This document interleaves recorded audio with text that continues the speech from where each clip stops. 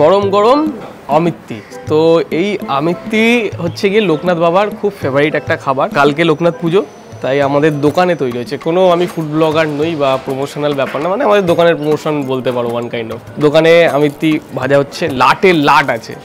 So আমার অমিত্তিটা খুব favourite আমার নিজের। মানে লোকে বলে যে যাদের মিষ্টির দোকান তারা নাকি মিষ্টি পছন্দ করে না, বাট আমার খুব ফেভারিট মিষ্টি। মানে এটা মানে আমি কোনো ফুড ব্লগার নই, বাট আমাদের দোকানে যে খাবারগুলো, সেই খাবারের জন্য তোমাদেরকে জাস্ট ইনফরমেশান দিচ্ছি, কারণ সবসময় এই জিনিস আমাদের তৈরি হয় না।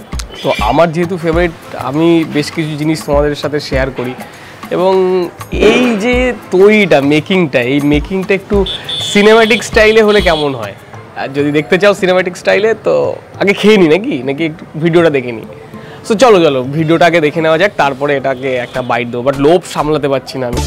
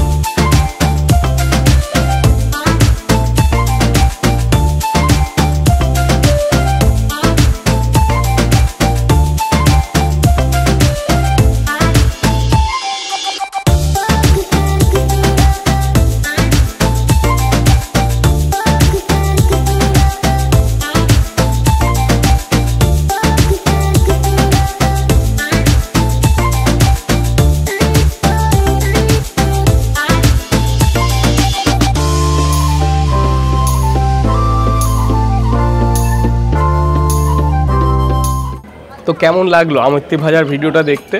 সো আমি ভাবছিলাম যে কয়েকটা মিষ্টি বানানোর ভিডিও তোমাদের সামনে তুলে ধরবো। সো তাও একটু আমি যেরকম সিনেম্যাটিক স্টাইল পছন্দ করি, সেই সিনেম্যাটিক স্টাইল, মানে আমার যে কাজ, সেই কাজটা তোমাদের সামনে বিউটিটা তুলে ধরা। তো এটা বানানোর যে একটা কারুকার্য, এই যে অমিত্তিটা যে কারিগর বানাচ্ছেন, এটাও কিন্তু একটা শিল্প। তো সে তার শিল্পকে কাজে লাগাচ্ছে এবং আমি ক্যামেরার মাধ্যমে আমার শিল্প সিনেম্যাটিক স্টাইলে সেটা তোমাদের সামনে তুলে ধরেছি। আশা করি ভালো লাগছে। বাট বেশি কথা আর বলতে পারছি না, জিভের জল চলে আসছে। মানে আমার এখন নিজেকে মনে হচ্ছে না আমি ফুড ব্লগার হয়ে গেছি হঠাৎ করে। তো আমি কোনো ফুড ব্লগার নেই, এগুলো আমাদের দোকানেরই জিনিস। তো তোমরা এসে তোমাদেরকে ওয়েলকাম জানাই যে অমিত্তি এসে তোমরা খেয়ে যাও, তবে ফ্রিতে নয়, পয়সা দিয়ে খেতে হবে। দারুণ।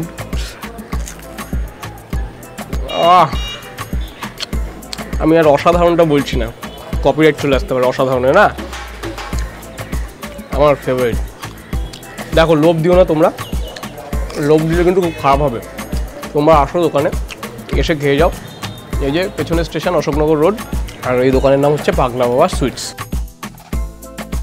আর এই হলো আমার বাবা। ছোটবেলা থেকে প্রচুর পরিশ্রম করেছে এবং লোকের দোকানে কাজ করা থেকে শুরু করে এই প্রতিষ্ঠান সম্পূর্ণটাই সে নিজের দমে করেছে। তাই আমার বাবার কাছ থেকে অনেক কিছু শিখি।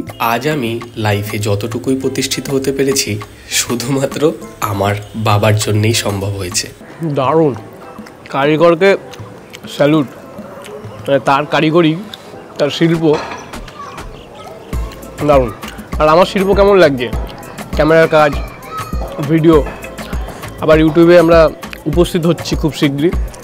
বহুদিন নেই তো, আসছে, আস্তে আস্তে ভিডিও আসছে। তো দেখতে থাকো। আমার খাওয়া না, ভিডিও। এই এখনও কাট করিসনি? আর তোমরাও এখনও দেখে যাচ্ছ? আরে খেতে দাও। আর তোমাদের খেতে ইচ্ছে করলে আসো, দোকানে এসে খেয়ে যাও, টাকা নিয়ে। বারবার বলছি, ফ্রিতে দেবো না। আরে কাট।